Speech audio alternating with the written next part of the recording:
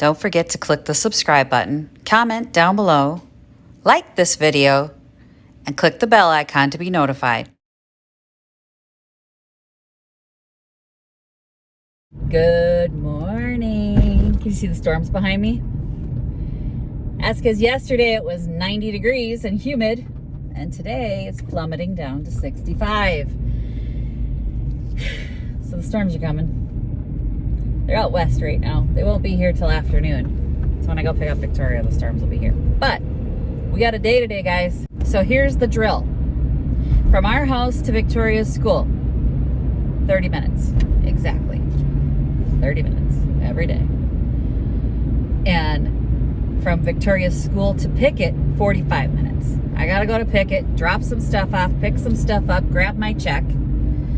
Then I have to go from Pickett to my bank, which is a half an hour from my house. And Pickett's a half an hour from my house, the opposite direction. So that's an hour to go to my bank, get the change, head back, an hour to pick Victoria up. Plus, I got to stop at Target and do my pickup, which I thought they'd be ready this morning because they're right here. They're not ready. So, picking up the Target stuff on the way back. That's the plan. Break! Everyone go! So when you watch this, I will actually be at Junk Bonanza that day. Early setup is tomorrow for me. Today, if you're watching this on Tuesday, it's time. It's time. I'm ready. I'm excited. I was up at 5 a.m. this morning. I think it's the steroids because like every day I've been up early. Let's go get our check. Okay, I got in and the door popped open. So someone was at Pickett before me and to get their check, and they didn't lock the door. That's terrifying. I walked through the whole building next door and they are cleared out of there. Yeah, that happens sometimes, but I mean, it's still nerve-wracking to walk into a giant old Victorian house and the door's wide open, you know, and you're going, is there anyone in here? So the owner was on the phone with me and I walked around the whole building. There's nobody in there and we got it locked up, but holy cow, guys. I'm going to take this yoke light, that dress, grabbed some pieces out next door, and there's some pieces here I'm going to grab out of here. I just made a decision to buy another dress for him. So this one sits like on a tabletop and I have those shirts and that jacket. So this is going to be my third dress for him that's going to Junk Bonanza. One of the other vendors was like, sure, take it. If you just want to borrow it, you can too. But I don't know, I might buy it. So we'll decide. And I'm out of gas. Lucky for me, there's a gas station right around the corner. Let's go get our change. I only need $5.20 in change, so that'll leave some money in my bank account for gas.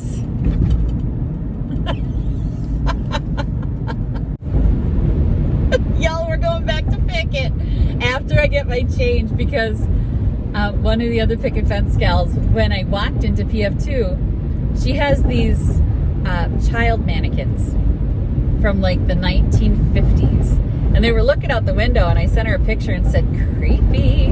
And she said, do you want to take those and sell them at Junk Bonanza? And I went, yeah, I do. Because they're kind of a wow factor. So this is why you stay flexible, right? So she said, if you want to take them and sell them at Junk Bonanza, that would be a perfect outlet for them. And it totally would, because there's vintage clothing stores there that might buy them. But she's awesome. She's one of my favorite people there. And she's like, you know, I just thought of that when you texted me, that if you wanted to take them, that would be a perfect outlet for them. And it absolutely would. So I'm going back to rescue Dick and Jane, because that's what they look like. We decided we're calling them Dick and Jane. So I'm going to go back and get 2 children's mannequins. On the road again. I hate being out to my bank and not going to my favorite thrift store, but we do not have time, guys. Let's see this change though. $520 in change. So normally I would take $480, but I grabbed the 50 this time too, because last pop-up sale that I did, a lot of people came through with hundreds and then bought like $20 and stuff. So I got $150. All right, hit Dollar Tree, picked up 30 packages of tissue paper. Dick and Jane are in the truck. If you haven't seen my Instagram picture, you guys see the Instagram picture. Y'all, people are driving off the road with my little Jane back there looking out the window. Anyway, so we are super early. It's 11 o'clock. I'm going to grab some lunch and then I'm going to hit the florist because I would like to get some things to put in vases and the ironstone pitchers. So maybe, oh, Jane, don't break. Jane just lurched forward. Maybe they have some options for me, maybe some status or some baby's breath or something that I can just inexpensively fill up those containers with. Jane fell again. That girl in our yard, there's some pumpkins. How much are those pumpkins? I gotta get a bunch of little mini pumpkins. The grocery store, lemons. Lemons are a good bowl filler. Wait, let's see if we can find some little mini pumpkins and lemons at the grocery store. Success! I should have come here first. Not only did they have flowers, I said to the lady, the florist doesn't have any flowers. She goes, if they don't have any flowers, what are they? And I'm like, yeah, they said they're having trouble getting it in because of the pandemic. And she goes, that's such BS. And I said, I'm kind of feeling that. Kind of feeling like that is BS. And she goes, we don't have any trouble getting flowers. As you can see, yeah, the whole place is just loaded with flowers and she's putting more out. And I said, you're putting more out because there's no flowers at the florist. So they had that, and then they had chalk markers. Yes. I'm like, please have at least chalk. That's what I'm thinking in their office supply store, storage area. They're going to have like chalk, like regular chalkboard chalk. They had chalk markers. I was like, they have everything I need to come and love my cup. And then I got a bunch of gourds, pie pumpkins, white pumpkins. They had a ton. And then I got some spaghetti squash, and that's just going to be like color. Fall color around my booth. Awesome. Perfect. Perfect. Just to decorate the tables, like when you have, it's going to be a lot of merchandise, but just some filler.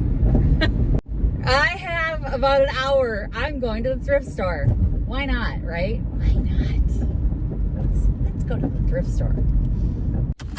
Now, I want you guys to know that I'm aware that I might have a little problem. Because I know that you know that sometimes you must be questioning it. Question my motives.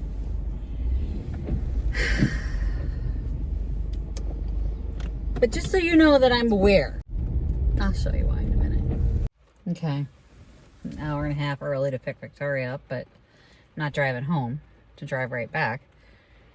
So you're aware. I'm not proud of myself.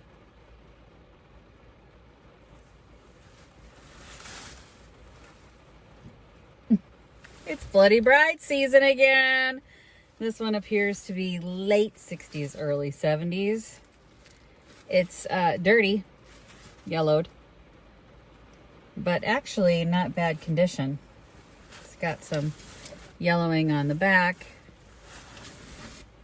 Y'all, $8. But this somebody handmade. It's very gorgeous. The sleeves are see-through. They put the puffy crap in there. I don't know why. No, I don't need another wedding dress. I haven't sold any of the wedding dresses that I have. They're all going junk bonanza. I don't need them. I don't need it. Now I got it. There's more. There's more.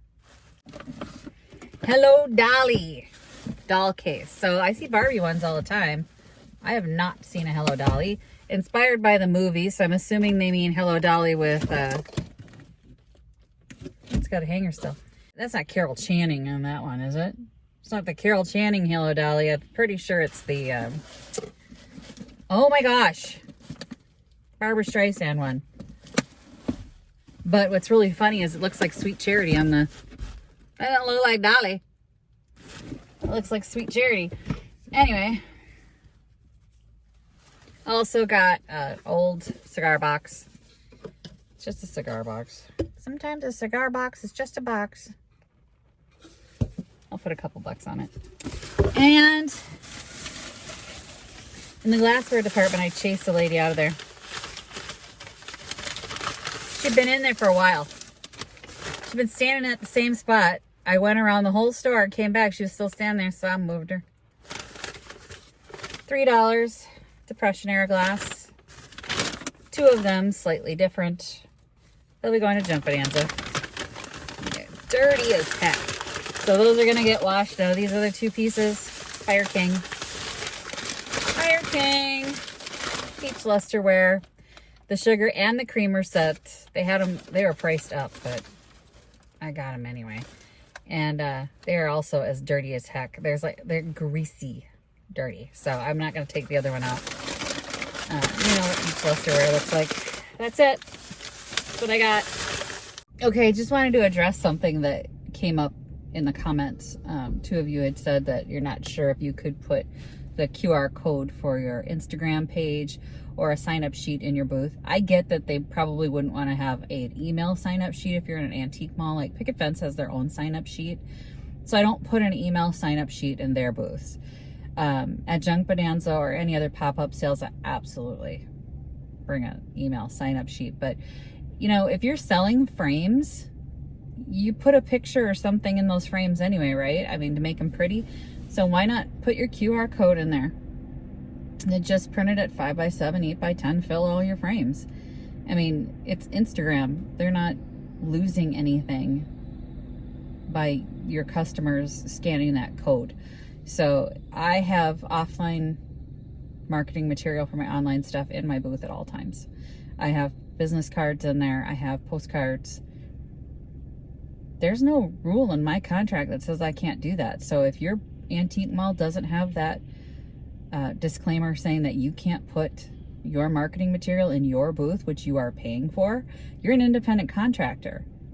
There shouldn't be any rule like that at all, as far as I can tell, in any contract. They might not like it, but that's just tough. I'm running a business, not a charity. But I don't put my email sign-up sheet in there just because they have their own. And I don't want to confuse the customer with which email list they're signing up for. I don't want them thinking they're signing up for the Picket Fence Gals email list and getting my email. So that's the only part I don't put in there. But if they go to my website, they certainly get a pop-up that says sign up for my email list. And I get a lot of signups from those pop-ups. So you guys, you always be marketing. You got to post on Instagram regularly, at least 1 picture a day. I mean, very bare minimum. Better engagement on reels. So like if you videotape with your phone, take a little quick video of your space, you get much better engagement. Also the carousel. So if you're doing more than 1 picture, that gets better engagement. I highly recommend you put like up to the full 10 they allow in there. And then, you know, bare minimum 1 picture a day. I have no shame. But anyway, always be marketing. You know what I mean? It's like when I'm doing Junk Bonanza, I'll be wearing my shirt. My mother-in-law's wearing the shirt. My dad didn't buy his shirt. He had a shirt, guys. I gave him a shirt. He says he doesn't know where it is, so I can't keep buying him shirts. I didn't know he didn't have one, or I bought him one for Christmas. So we'll get him a shirt, but he won't have his. And I don't know if my sister's going to be wearing her shirt. But yeah, I've got my website on the back of my car. Fluffy has my logo on both sides of the van. I have a magnetic logo, so I took it off. I take it off when I'm junking, but Fluffy's logo will be on tomorrow when we go down there, and there will be marketing material everywhere.